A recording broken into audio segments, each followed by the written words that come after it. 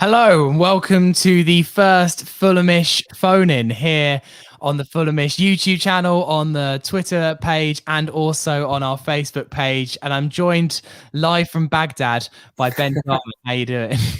Hello, mate. Yes, I'm all good, thank you. Sorry, I've had quite a productive day this morning. I gave some blood, then I went off to watch Essex play cricket, and there was Alistair Cook masterclass. And I thought, it's nicely set up for a little phone-in test with you. And now my computer looks like it's been chucked into the sea. So, not the best start. But we thought we'd address the elephant in the room of why Ben literally looks like he's been kidnapped. I assume you're not being held hostage against your will just before we start the phone in today. No, I'm not being held hostage against my will. This is not a Britney Spears sort of live stream. I don't know what's happened to my computer, really. It's just like a rubbish Chromebook that I use once a day. And for some reason, my camera has completely gone kaput. It's different to the laptop that I used to record the podcast with you and Peter on earlier on in the week. So I don't know what's happened here. Well, look, this is a bit of an experiment today. This could be the last time we ever do it, or it could be the start of a dynasty. We honestly don't know. But today we're going to be chatting about the season ahead. But it is the Fulham phone in. You can call at any time 0131 381 1879. If you're in the UK, it's the cost of a standard phone call, the same cost as calling your gran on the landline, basically. Call in, you tell the machine what you want to talk about, and then we patch you through.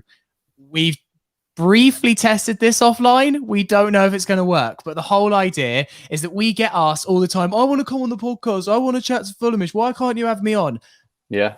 And this is the reason that we've started the phone in. This is absolutely your opportunity. So what have you got to say ahead of the new season? Did you watch the Charlton game yesterday and think, oh my God, HMS Piss the League is going to set sail? Or did you have some concerns? Are you worried about squad depth? Are you worried about the lack of striking options if Mitro gets injured?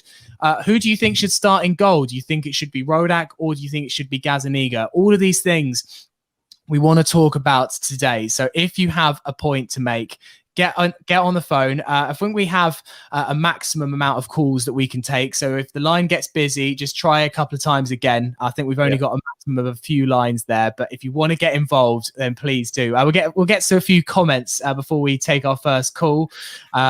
People moaning about how late we are. El Dorito, later than Cavallero arriving in the box, later than TK's usual business in the market. So yeah, sorry, we're a bit Jarms dropping his laptop into the sea did not help things. But I like this comment already. Flipside Fish 41, all on board HMS Piss the League.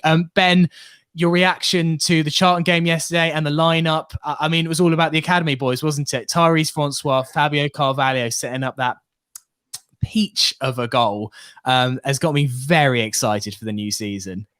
Oh yeah, mate, that link up is something that we've been speaking about all of the summer. How can we get our academy graduates a smoother path back into the starting 11 and into having like a bigger impact on the Fulham picture for the season ahead? And then that perfectly executed slide rule pass through two lines of the Charlton sort of like midfield and defence, and a superb finish from Carvalho. It's just so good to see them linking up. Clearly, they've had years and years of experience of playing with each other. And as Jack Ryan says in the comments there, Francois was so smooth throughout. I think like technically such a brilliant, silky player. And him and Carvalho, I think if all being well, we're going to go to the moon this season, to coin a phrase used by Jack Collins quite a lot. Yeah, indeed. Do keep your calls coming in. 0131 381 1879. The call is free. It's like calling a mobile, a landline, whatever. We want to hear from you. You know, you're there in the comments. That's great. But pick up the phone, have a speak to us, and we'd absolutely love to hear from you today. AH Robbins Talk says, can it only be Fulham fans? I mean, probably. I don't think a Bristol City fan's got a huge amount to say on the season, but you never know. Let's go to our first caller, shall we, Ben? I think we've got one here. Come on, man. Actually, we're going to wait a few seconds. They're calling in, but I think we need to wait a few more seconds before getting them on. We'll go to a few more questions first. David Williams actually asked the questions. What did you think of Mitro's performance yesterday? Ben, I thought he actually was pretty out the game yesterday. He barely had a sniff, really. Yeah, I think I probably agree with that. I didn't see too much from him there that really got me going. But then again, over the past sort of three pre-seasons that we've had Mitro since we signed him permanently, I've never seen anything really in pre-season that has got me thinking, yeah, he's going to hit 30 goals this year. And inevitably he has done for us on a couple of occasions now. So I'm not overly bothered. And I think Mitro is the kind of guy that will leave a little bit in the tank until the first week of the season anyway. So it's not overly concerning. I think if we would have seen that same performance when Parker was here, then I would have been, my pants would have been a different shade. But I think that because he's not here, I think it's all fine, and he'll be all steam ahead for the new season. Okay, right. Let's try our first caller. We don't know if it's going to work. Let's do it. We should have on the line Perry. Let's see if this works at all. Perry, are you there? Yeah, I'm there. Hey! Yes, Perry. You're the first ever caller to the Fulham Phone In, so that's an honour in itself. I mean, it might be the only caller we ever get to the Fulham Phone In, so you might also have that. Perry, what's your thoughts? Fulham ahead of the new season. Are you excited? Yeah, so it's just about Rodrigo Munoz, really. Munoz, yes. Over the last 3 days, he seems to explode, and I feel like I know him inside out, really. Just want to see what your guys' thoughts were on if he's actually going to join and what's going on. It's not the easiest to hear you, Perry, but I think you're asking about Munoz and what's going on. Well, the latest info I have is that Fulham are definitely interested in Munoz. This is a deal we want to happen, and according to Peter Rutzler, I think Fulham is his preferred option, and we want to sign him. I don't know what's happening with this whole, we want to buy 50% of him, though, Ben. I mean, the rumours flying around are wild on this transfer. I don't remember anything quite like it. Yeah, it's a bit crazy, but the weird thing is that 50% of registrations shouldn't be allowed anymore in UEFA competition, so I don't know how Fulham are going to get around that.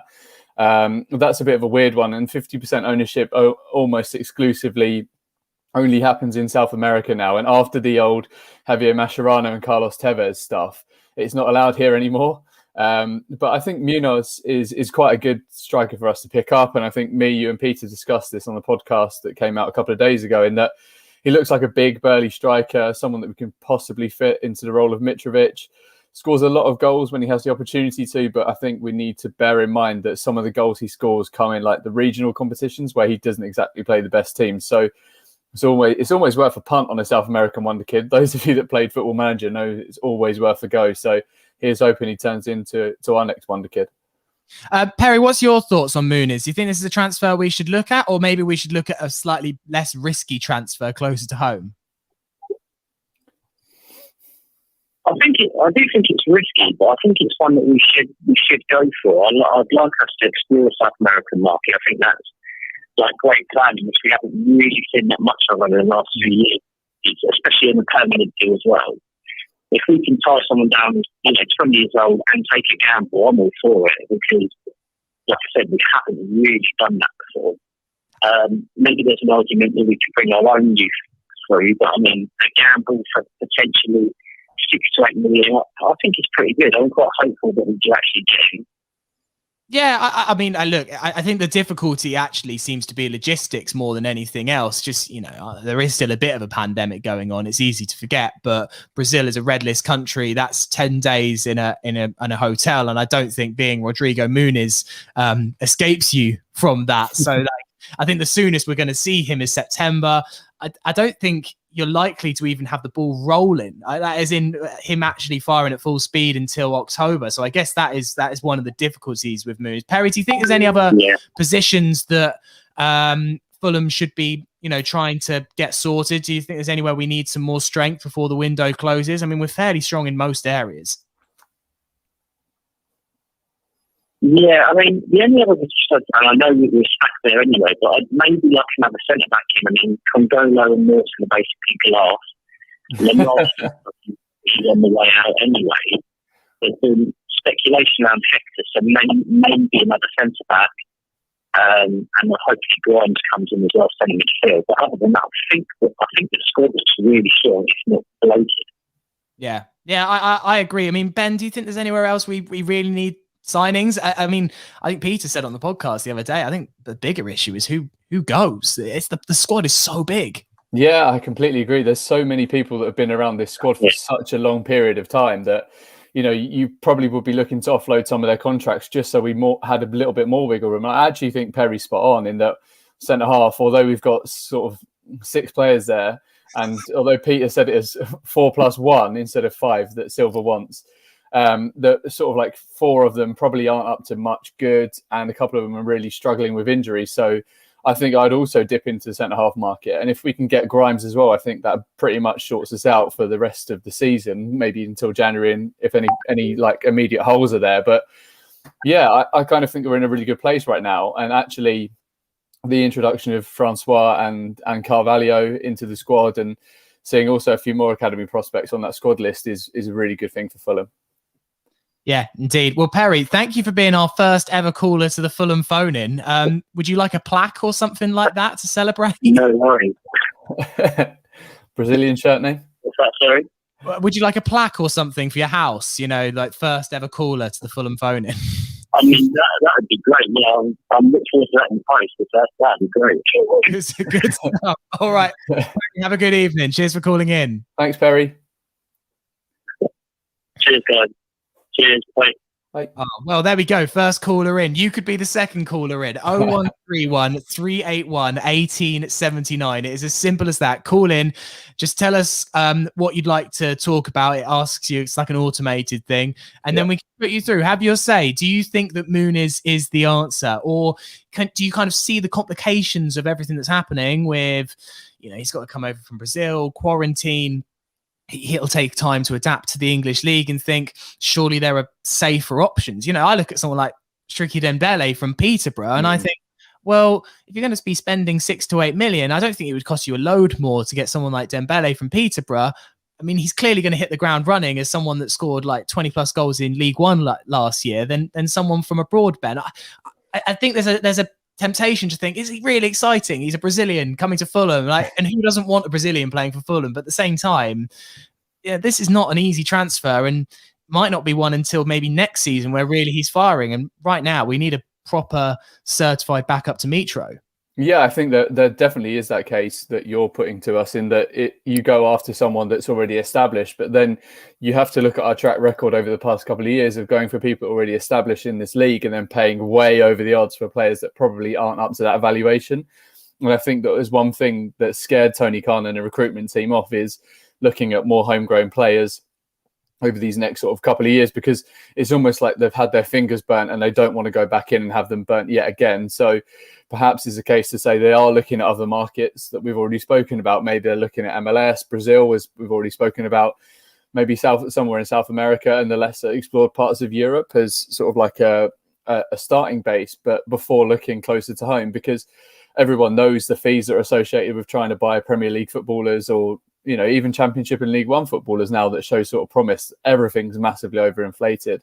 I would have liked to have seen Fulham trying to go after sort of like people on the outskirts or like the fringes of Premier League club squad lists that are slightly younger with some big sell-on capacity. But I think that given COVID and what everyone's also trying to do in terms of maximising profit, that it's probably not going to work out that well for us this year. Yeah, right. Let's go to another caller. No name on this one, but I believe they want to talk about Tony Khan and our opinion on him. Hello, caller. Who's that? Hi, it's George. George, how are you doing? Welcome to the Fulham Phone In. You wanted to talk hello, caller. Who's that? You wanted to talk about Tony Khan? Yeah, so obviously Tony's still no director of football, but I just wanted to know what your guys' thoughts were. Obviously, you've got a bit missing in action. Usually Arsenal is known all over the transfers and everything that goes on about the club. But, coincidentally, since the backlash of last season, he's kind of gone missing in action. Just wanted to hear what you guys thought about it, because I thought it was quite funny, to be honest. He usually makes a bit of a fanfare around everything he does within the club, but obviously he's kind of gone quiet. And I just didn't know if it was coincidence, really, or me perhaps missing something. Thoughts on Tony Khan being quiet this summer, Ben? Interesting with like the Harry Wilson transfer and something like that. There was nothing from Tony on Twitter. Has someone taken his phone off him, or is it only he's only allowed it back when there's wrestling to promote? It is, isn't it? It is a strange one, and I don't think we'll ever know why Tony has been so quiet on Twitter unless it actually comes out of the man's mouth himself. I mean, I don't want to talk on behalf of the fan base because I'm not that guy and I don't have that voice really. But I mean, from a personal point of view, it's been quite nice to sort of have that summer where we haven't had multiple tweets that are sort of like enraging the fan base, where they just seem to be quite obnoxious. But I mean, it is what you get when you have someone with that much bravado as your director of football that is directly involved in the wrestling business. You're always going to get some sort of offshoot. But I think in terms of the recruitment this summer and the player and the caliber of player we're looking at, it looks fairly decent.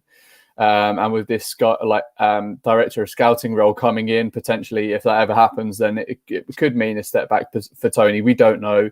We will never know until he tells us himself. So it's a strange one, but I have enjoyed a summer of silence, and mainly just because I think it'd be drowned out by the Euros anyway. So it's been quite nice. I mean, George, what's your thoughts on the signings so far that he's made? Harry Wilson, Paulo Gazzaniga.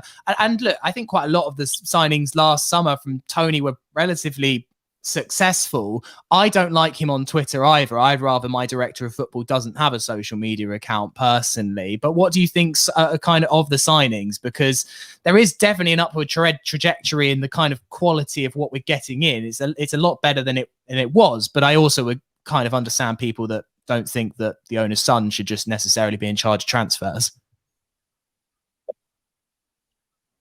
I mean, the two sons, Harry Wilson obviously a fantastic championship player. He's going to get great selling potential in the future as well. Gavin, I've spoken to some fans because he was there obviously historically. They don't rate him too highly, but I think he'll be good enough to challenge Rodak for the other number one spot. Obviously, I think Rodak should be number one, and I think he's unlucky to be get last season. In terms of the whole transfer thing, I mean, part of me would like to think that helps Tony, George, the line's really bad, George. We can't really hear you too well, George. Sorry, I'll just cut in there because it's just literally muffle. I'll mute you for now, and we'll try and get you back on in a minute. But you might just need to either come off speakerphone or something like that. We've got another caller here. We've got David on the line. David, how you doing? Give me a second. David should be there. I'm well, thanks. How are you? Yeah, fine, thank you, David. Hello, can you hear me? Yeah, can hear you loud and clearer. So you're saying that we should offload Cavallero and Knockaert is what you're saying? Yeah, I'm just thinking about the wide players. I think, looking at the match yesterday, Cabano, I don't think there's particularly the answer on the left, and obviously we've got Sepulveda to come back in, but we've just been really short of wide players at the moment, and having seen Cavallero and Knockaert last season, admittedly in the Premier League, I just don't think that they're going to make much difference this season, and perhaps we need a couple of extra options out wide. What do you think, guys? Ben? Yeah, I think David has a great point. I think that there's a definite sort of drop-off in quality in our wingers, and I do think that if we're going to focus so heavily on a 4-3-3 system, which Silva is looking like he's probably going to favour, or at least a 4-2-3-1, we're going to need more effective wide players. And I'm really not too sure how Knockaert can fit with any sort of manager when he has the sort of selfishness that he has in his game at the moment. I think obviously this is all from a personal point of view, but I think that we could do much better as wide players. But again, I think that one thing we just spoke about is that we've been burnt in the transfer market, and no one is ever going to want to give us the money we paid Brighton back for Knockaert. That's for sure. After two really bad seasons from him, you'd expect him to sort of, be notching at least 10 goals and maybe getting around about the same in assists. And he's done nothing over the past 2 years. So I can't see us flogging him to anyone, which is a real shame. But I do agree with David. I think we need more depth out there wide. And I'm not entirely sure Cabano would have been with us at this point had he not scored 3 kicks in 3 games towards the end of that season a couple of years ago. Yeah, I mean, David, I thought he was really poor yesterday, Knockaert, in the friendly, and it just all the flashbacks of 18-19 came back yesterday with Tony Knockaert. Lots of trying hard, lots of furious running back and tracking back, and lots of passion, but ultimately just no end product.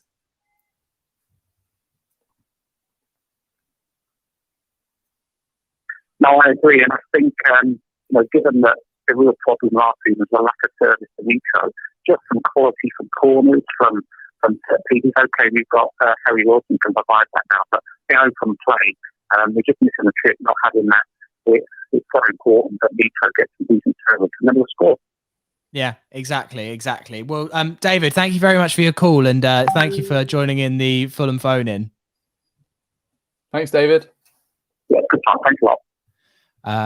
Brilliant. Well, look, thanks so much for all your comments as well. We don't want to ignore them completely. If you do want to get in touch, you still can. There's still time. 0131 381 1879. Just make sure if you call in, you got your phone nice and close to your ear and stuff like that. I guess, we aren't 5 Live at the end of the day. We don't have a producer on the side trying to make sure everything's good. So just make sure you're talking nice and clearly into your phone, and we can put some headphones in as well. That always helps, doesn't it, Sam?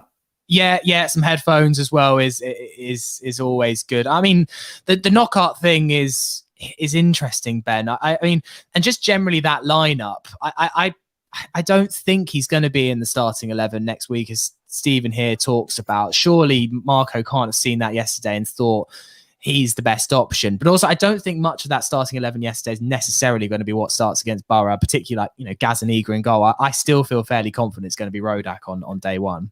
Yeah, I think that we'll see wholesale changes from this past game to the next game, to be honest with you. I also can't see that Knockaert is going to figure too hugely in the lineup. If he does, I think I'd be quite disappointed, especially based on the performance he gave yesterday. And as Stephen rightly says, like, his attitude wasn't great, and some of the play and the decisions he makes are always baffling to me, at least. So I wouldn't be surprised to see him drop out of that squad. I think one thing that's really interesting, and we spoke about this a couple of times, is just what role Harry Wilson goes on to play in the team this season, because he's someone that you not naturally expect is going to play out on the wing and cut inside and maybe allow the fullbacks to go around the outside of him. But also you could potentially see him moving into sort of like a number 10 role, at worst, maybe a number 8 for a little bit of creativity from deep, where that's potentially been lacking from Fulham over the last couple of seasons. Obviously, you have TC in there, but he's sort of dropped even further back now. So it'd be nice to see us have a little bit more creativity and imagination further up the pitch. And maybe that will come in the form of Wilson, and very hopefully not in the form of Anthony Knockaert, to be honest with you. Yeah, indeed. We've got Adam on the line, or at least we should have Adam on the line, who wants to talk about the infamous John Michaël Seri. Adam, welcome to the Fulham Phone In. Oh, hi there. Thanks so much for having me on. I just, there's an awful rumour on one of the news feeds that says he's a big fan of Seri, and he's thinking of keeping at the club and worse, possibly playing him. And I wonder if you guys have any insider knowledge on that. I don't know if I've got any insider knowledge. It was very interesting, his cameo that he had, though, yesterday, Ben, John Michaël Seri. And I thought he looked particularly impressive on the ball. I thought I wouldn't say it was quite the John Michaël Seri of old, but it whet my appetite for a bit of Seri this season. Look, I think a lot of people are probably going to absolutely slew me in the comments for saying this, but I think I've always been a fan of Seri. I think he does some of the really nice bits of football really, really well. And I think that he does go missing on probably some of the dirtier bits of the game. So like the tracking back and the getting stuck in that sort of British fans really love. And I guess that we all want to see as part of our teams. But I think that he can look after the ball exceptionally well. He has a great creativity and a good radar on him for a pass, that's for sure. But I think that one thing that always counts against him is that as soon as everything sort of got a little bit cold and when we needed people in the trenches in that Premier League season, he almost went missing for like 3 months. And you can't really afford to have that in a player, especially not at championship level. But I think his quality in patches is unquestionable. I mean, we can keep rolling out the cliches and saying, "Oh, you don't get linked to Barca for no reason, etc." However strong or weak those links were, there was a link there, so it is quality. But I think he's someone that we could really do with keeping hold of. I think that unfortunately his midfield partner Andre Frank Zambo-Anguissa is going to be the one to be going, and not him. Adam, your thoughts on Seri? Do you think he should play this season?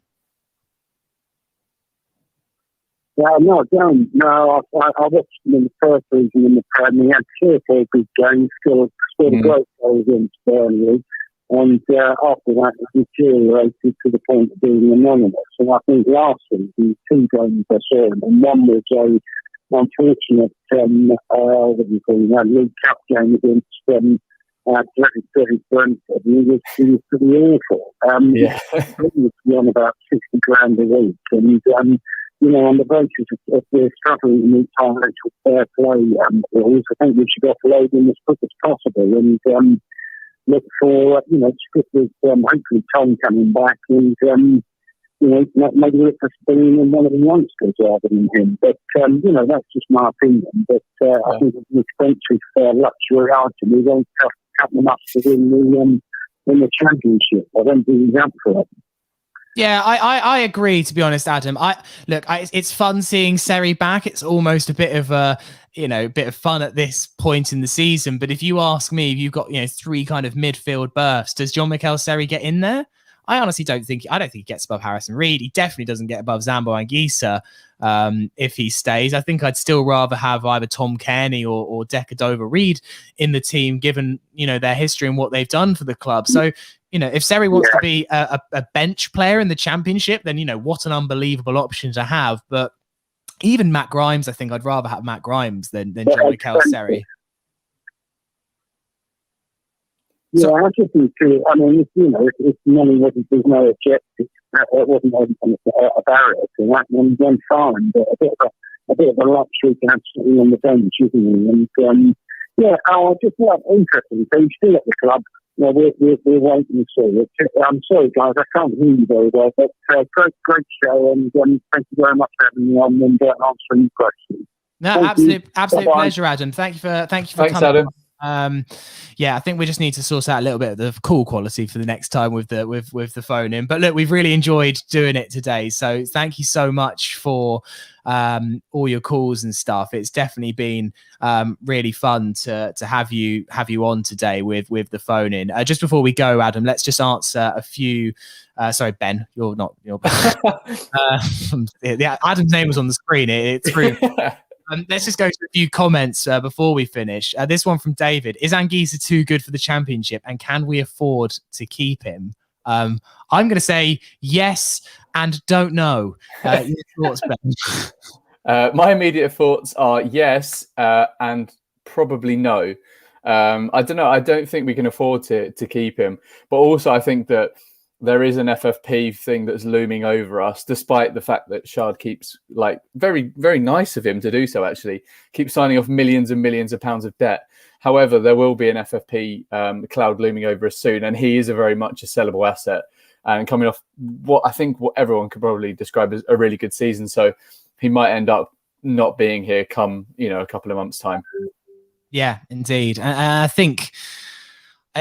you look at this squad in total. Look, I listened to Not the Top 20's championship predictions this morning, and they have Fulham as first. And those boys know what they're talking about. But they just looked through the squad and they were like, if Fulham keep all of these players together, then it's almost a foregone conclusion. But I just can't help but think that, Brentford, for instance, had signed Ben Rama till nearly the transfer window. Everyone thought, oh my God, Brentford are going to be able to keep Ben Rama, and they don't. Yeah. There's still a lot. And whilst there are no rumours yet for Anguissa, it only takes a couple of days. Villarreal are back interested. His head gets turned. He fancies a season in the Champions League with at a team where he was really, really good. Yeah. And, he's not going to want to stay. But, on the off chance that we can, I don't necessarily think we have to. I don't think Anguissa, I think if you have him, though, that is the league sewn up. I think you've got to play that quality.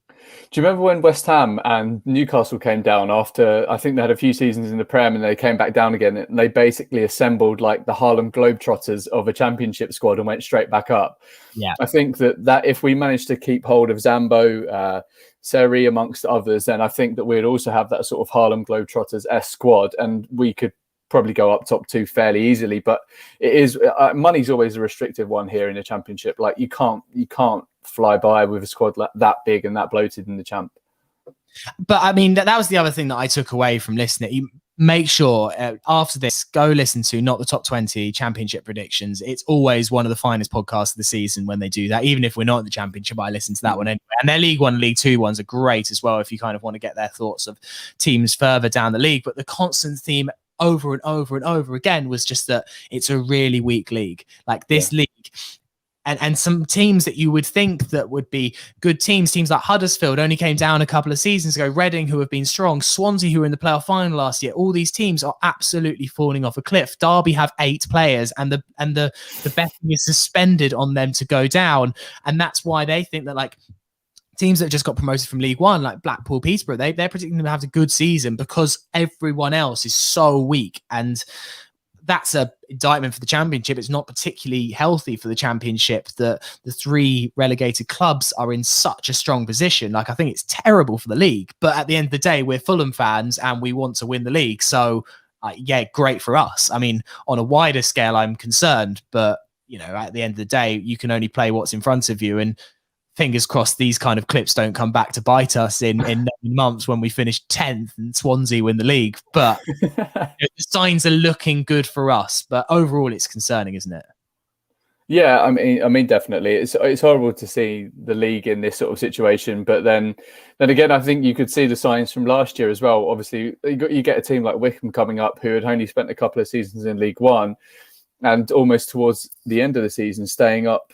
I know they went down, obviously, and it was on the last day. But down, though, compared to Derby. Yeah, I mean, it is crazy for them to be in with a sniff, considering where they came from. And I think that did show the overall weakness of the league, at least for the last 6 months of the season. And either that or Gareth Ainsworth, an incredibly talented manager, and I can't work out which one it is. I mean, I don't 100% know if this is true, but Mac H said Anguissa's earning cost more than the whole the other teams in the Championship's budget, which seems a little bit strong, but still, you know, like he probably is the highest earner in the league. No, you've misread that. It says earring, not earning. Oh, sorry, Mac. Probably true though. I mean, yeah, probably true in both senses. Yeah, sorry, Mac. I completely missed your joke. This is an interesting one from Jan. It says Anthony Knockaert was best player on the pitch yesterday. Perfect system player for a Marco Silva side. I don't know if I can get on board with that, Ben.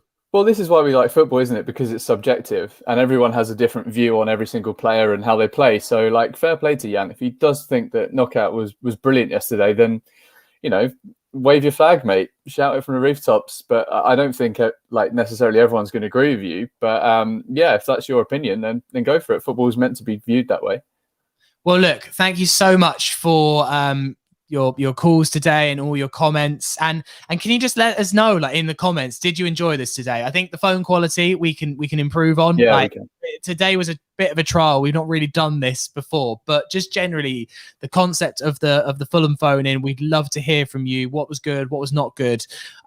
Is this something that you'd like to see more of this season? So either in the comment section on YouTube, or you can tweet us at Fulhamish Pod, or in the comment section on Facebook. However you're watching this, we just love to know if this is something that you'd want us to do throughout the season, because it seems fun, but maybe you guys listening or watching hated it. I don't know, but Ben, I had a good time. Did you have a good time?